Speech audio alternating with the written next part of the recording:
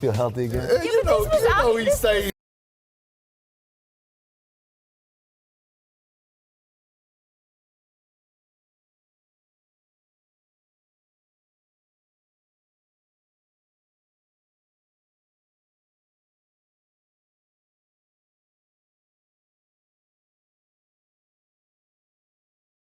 That. He staged that. I like that. He had to try it out in preseason to make sure it worked for the regular season. He outsmarted Draymond. I never seen that. Way to go, Big GD. I like it. Former teammates, and then, of course, you saw he had to do a little talking, right? He was hiding behind Spo. Right? There we go. Boom. It's all good. I still think JaVale should have maybe done this, when it counted. It's like the opposite of the J.R. Smith play where he was dapping up Jason Terry. Welcome to The Jump. I'm Rachel Nichols alongside our front office insider, Amin Al-Hassan, and his mangled hand, and also our NBA champion, Team All-Back Alley, Mr. Kendrick Perkins. I'm always so thrilled when you're here. Our Warriors insider, Nick Friedel, is going to be joining us later. He's going to break down the defensive struggles, which we saw from the Warriors last night. Also, we're going to discuss the contract extension Bradley Beal just signed with the Wizards. It's worth an additional $72 million. Is that a better deal for the Wizards take it for sure. or Beal? Get some more. We'll discuss, but anytime it's $72 million, that's a lot of money. All right, so the first time I met Vince Carter was about 20 years ago in a chocolate factory in Canada. It was a promotional appearance the Raptors had trotted him and Tracy McGrady out for. They both had to wear these white lab coats and some uncomfortable shower cap type things on their heads to stand in an assembly line and pose for pictures. It was so delightfully awkward that I was pretty sure in the moment that it would be one of the most memorable things I would see Vince do. Of course, it turned out to not even be close. Over the last 2 decades, the player dubbed half man, half amazing has proven himself to actually be half man, all amazing. And last night, he showed yet again why. At age 42, Carter walked into Madison Square Garden and hit, 1, 2, 3. I want to get a hand up. Boom. Or, 4 three-pointers in a 5-minute span. The fans in the building loved it. NBA Twitter loved it. Here's Knicks beat writer Chris Eisman, quote, "Someday I'll tell my grandchildren about watching Vince Carter. Actually, I'll probably just bring them to a game so they can watch him themselves." And here's Coach David Fizdale after the game. We've seen Vince Carter play in several iterations. Well, he retired already. I'm so tired of him. We've seen him play in several iterations of his career. Do you still learn from watching him and even what he's able to do at 14? I think it's phenomenal. I think it's awesome to see. He gives us 40 pluses, a lot of hope. Obviously, I have a ton of respect for Vince. I had him in Memphis and got to spend a lot of time with him. He's a perennial professional. Those guys are lucky to have him on that team. I love Coach Fizz, but I'm always amused when I hear anyone say Vince gives old guys hope. I promise, if you're a 40-something rec league player, you have no shot of doing what Vince Carter is doing. Let's be honest, if you are a world-class NBA player, you likely have no shot of doing what Vince Carter is doing, because literally what he's doing, no human being on this earth has ever done before. He is entering his 22nd season, more than Kobe, more than Kareem. Once the calendar flips to January, he will become the first NBA player to play in 4 different decades, which is just mind-blowing. He has also spanned actual multi-family generations. You know how last night Vince squared off against Knicks top draft pick RJ Barrett? Well, Vince used to play with his dad, Rowan, who was in Raptors training camp a couple times and starred on the Canadian national team. After the game, Vince told ESPN's Malika Andrews that he knows the Hawks might not play him in all 82 games this year, but his goal is to be healthy enough to be available for all of them, which, he played 76 last year, so I feel pretty good about his chances. As has been well documented at this point, Vince is crazy meticulous about all the extra stretching and rehab required to play at this age. On game days, the team's early bus is way too late for him. He takes his own car to the arena so he can get all his pregame work in. But honestly, that's just the mechanics. The truth is, Vince is able to do what he's doing right now because, well, number one, as we saw during the 2000 dunk contest, he possesses an athleticism well beyond nearly any player we have ever seen. This is a man who showed us back then he could actually briefly fly. And oh, by the way, he's still doing 360s and windmill dunks in his 40s. So yeah, it makes sense that of everyone in Vince's draft class, which by the way included both Ty Lue and Nets GM Sean Marks, it's Vince that's still hooping. And then the second reason he's still doing all of this, he's made choices over the past 5 years based on what he actually wanted from this late state in his career, which was to regularly still play basketball instead of being a decoration at the end of someone's bench. That means instead of making those get-me-a-ring championship hopeful free agent choices, Vince has favored young, rebuilding teams that have room to give him minutes. It's the opposite of the approach, say, Carmelo Anthony took in his last 2 stops. And for Vince and the teams he's played for, it's been rewarded tenfold. Now, Vince has said this is his last season. And even though he's told us that here on The Jump for a few years in a row now, this time I actually believe him. He knows that means he'll get some rocking chair type farewell tour moments at arenas around the league. But honestly, what he wants is the kind of ceremony he got last night. Something spontaneous and pure, and as all the way amazing as Vince himself.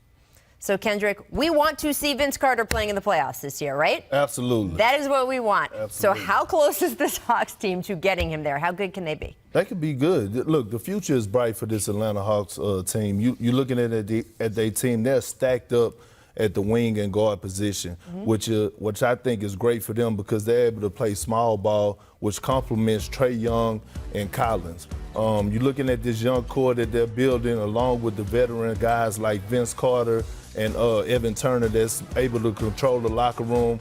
And when they go small with the new guys that they got with Cam Reddish and the Hunter kid that's been very impressive this preseason, I think the sky's the limit for the Hawks, and I think they make the playoffs this year. My thing is when they hit adversity a little bit throughout the season or whatever, or they go come together and willpower and be able to get through it mentally.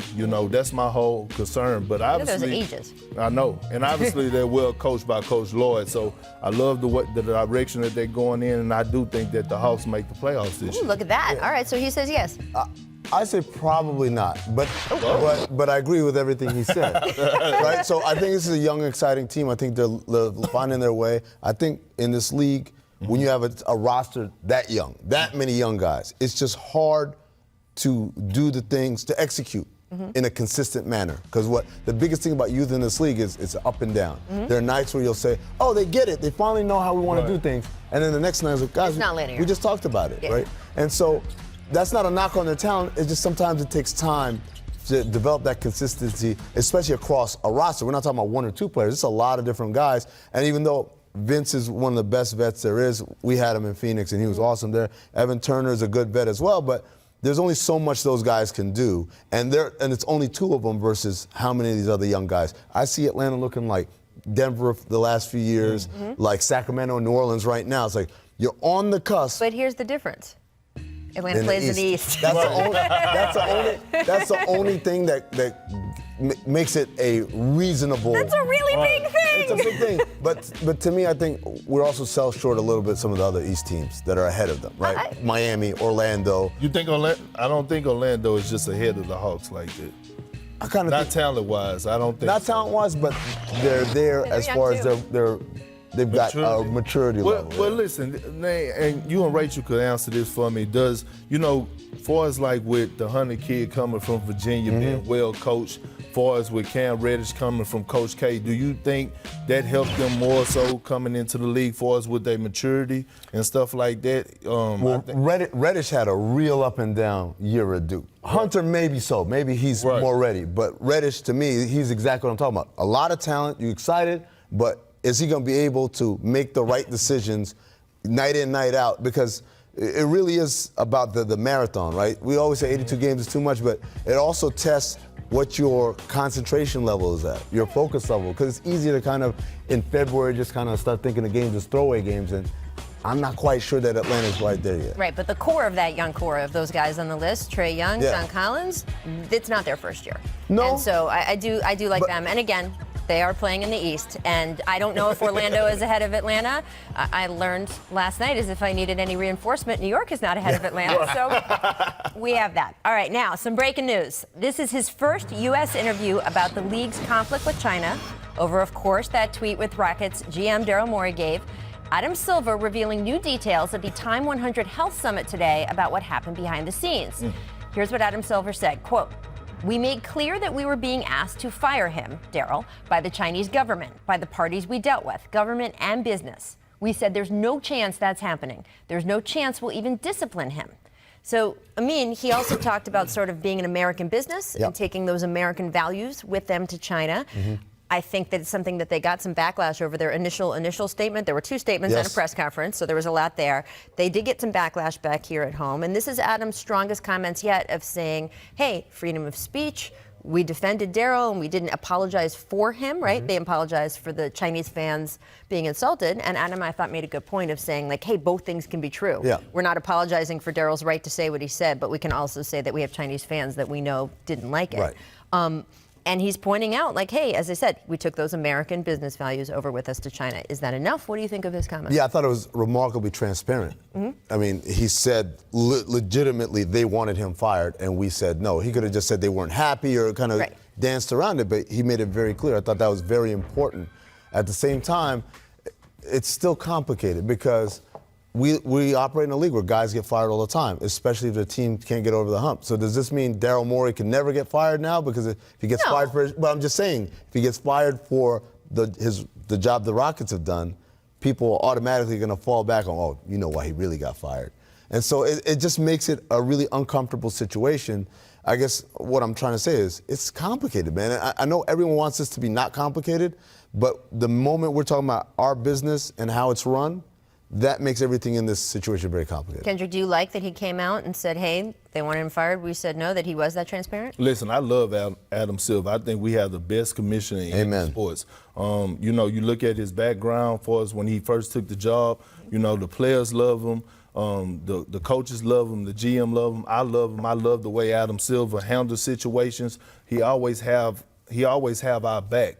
It's a lot different from when David Stern was in office. You know, he was a lot firmer. As you look, when Adam Silver took over, just look at different things that changed. The dress code, he let players be themselves. It wasn't no more the Donald Sterling thing, right? Yeah, having to be suit and tie. He take action, and he always take up, and to me, he always take the high road and choose the right path. So I applaud Adam Silver for what he said. I mean, look, I think you're right. This is an issue that is going to be following the league around, and it should, because it is complicated, and that's okay. So I think this is a league that has shown it can grapple with complicated issues, and we will watch them continue to do that. But I also, I like what he said today because, again, transparency. Just be glad when it be over with, right? Again, that's, I don't think that's happening. Up next, we got all the details of Brad Beal's new deal with the Wizards. I'm going to give you a hint. It's worth a lot of money. Which side won the negotiations, or is everybody a winner? We'll discuss that in a moment. First, though, time for our distant replay. It's this date in 2000. Amin, guess who it is? Oh, man, is it Vince Carter? It's Vince Carter Oh, Day. yeah, it's Vince Carter Day. It's Vince Carter Day at the show. Man. Seriously, that could be from Chapel last Hill. season. Easy.